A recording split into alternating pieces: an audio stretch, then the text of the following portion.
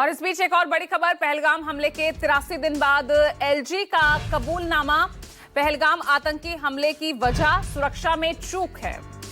ये एलजी मनोज सिन्हा का बड़ा बयान सामने आया है। मैं इसकी पूरी जिम्मेदारी लेता हूं।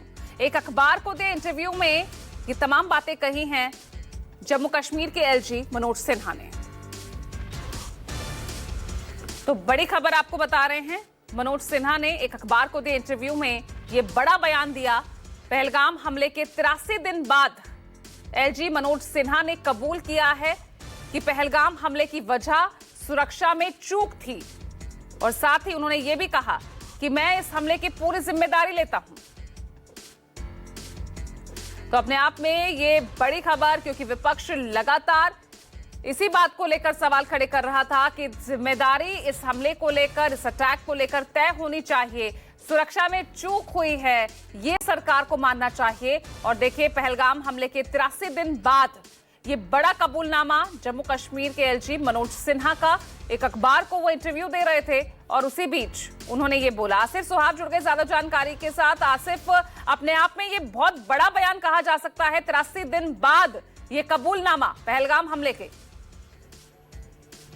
जी बिल्कुल, ये जो है काफी बड़ा कबूलनामा है एलजी मनोज सिन्हा की तरफ से। पहली बार इस तरह का बयान सामने आया है जिसमें उन्होंने कबूला है कि एक बड़ा सिक्योरिटी लैप्स हुआ था, सुरक्षा में काफी बड़ी चूक हुई थी, जिसकी वजह से पहलगाम आतंकी हमला सामने आया। हालांकि एलजी मनोज सिन्हा ने इसी के साथ ये भी बोला कि ऐसा कहना गलत होगा कि सुरक्षा व्यवस्था पूरी तरह से यहाँ पर चरमरा गई है, क्योंकि अगर पिछले 5 सालों के दौरान देखा जाए तो फोर्सेस को कामयाबी मिली है आतंकवाद पर काबू करने की काफी हद तक, और साथ ही साथ जो अलगावाद यहाँ पर था वो लगभग पूरी तरह से खत्म हो गया है। जो हड़तालें होती थी, बंद का आह्वान होता था, वो कश्मीर घाटी में अब इतिहास हो चुका है, ये एलजी मनोज सिन्हा ने कहा। लेकिन पहलगाम हमले से संबंधित पर्टिकुलरली उन्होंने ये बात सीधे सीधे कबूली कि जो सुरक्षा है उसमें काफी बड़ी चूक है, और एलजी होने के नाते, क्योंकि उनके अंडर जो है पूरा